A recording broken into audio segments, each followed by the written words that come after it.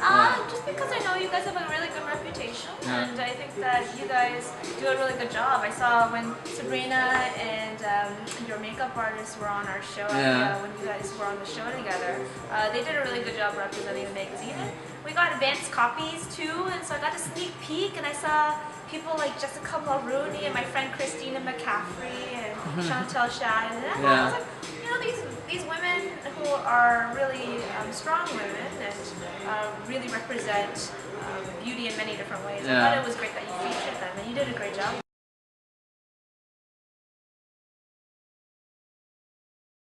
This is a green papaya salad with taro and a whole bunch of other fun stuff. And this is a marinated flank steak salad. So it's the first run of local produce from Juniper Farms. Some barbecue albacore and fresh lemongrass.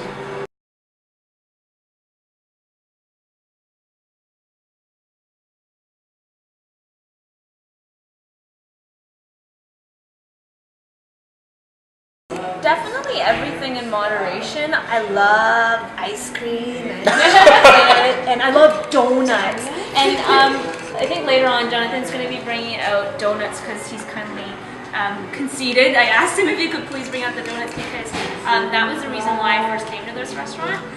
Jonathan was one of the contestants on Top Chef Canada, and I thought he should win. He should have won. I really thought he should have won. Like his story, like his passion for food, it really came through in that entire show. And he talked about, you know, his family, and he made like pierogies or something in one episode. He talked about your grandmother, and I was like, see, I watched the show.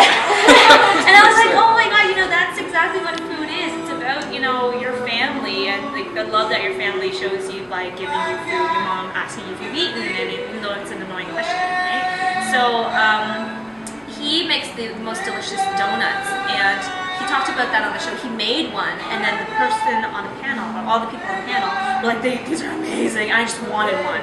I knew because he was on our show. We interviewed him about the experience, but I knew when I saw that I had to come here and try that. So when I come here, I don't eat just donuts. I try not to eat just all donuts in one sitting, even though I would love to. I try to get, you know, other things that have vegetables, and so it's about balance and making sure that, you know, if you indulge a lot one day, don't feel bad about it. You know, you can still make up for it by eating lighter the next day, and then the next day after that you can indulge. You can just alternate, right? Or you can just work it in throughout the day.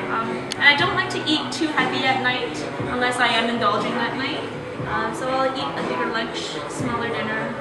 That's kind of my way of managing it, really. Yeah. And Jonathan,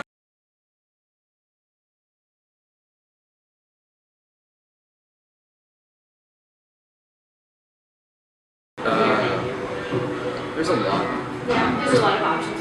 There's a lot of options for us. Like I've done articles with Total Fake where they've come in and we've talked about major things we can do. So within the lunch menu, there's a lot of healthier things. Like we have dishes with soba noodles, or you can get ramen noodles, a lot of broth dishes, things that have proteins that aren't necessarily rich in fat. So we do have things on the menu where if you're feeling like you want to roll out of the restaurant, sure, you know, indulge, have a good time, like you said, but a lot of people can come in here, they can probably have about 3 or 4 dishes and leave feeling pretty happy, satiated.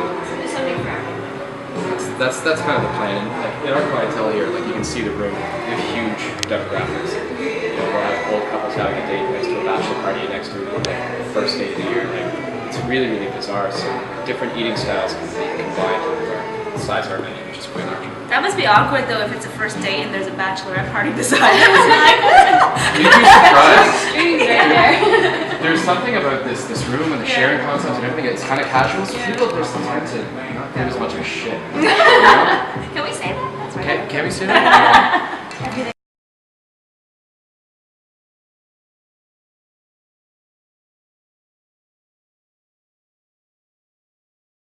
That's a heavy question. Well, yeah, food for me it's a career. Being a professional cook, a professional chef, it becomes then a lifestyle.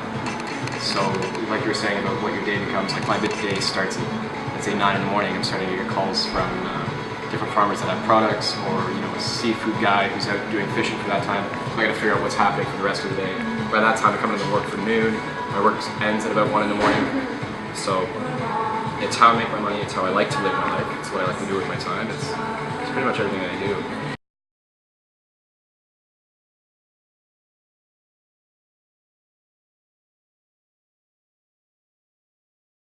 It means happiness, it means joy, it means excitement, and it means that I get to share in someone else's creativity, and I love that. Like, chefs like Jonathan are artists, and that's another way to express themselves, and I like learning about somebody through their food. That's what it means.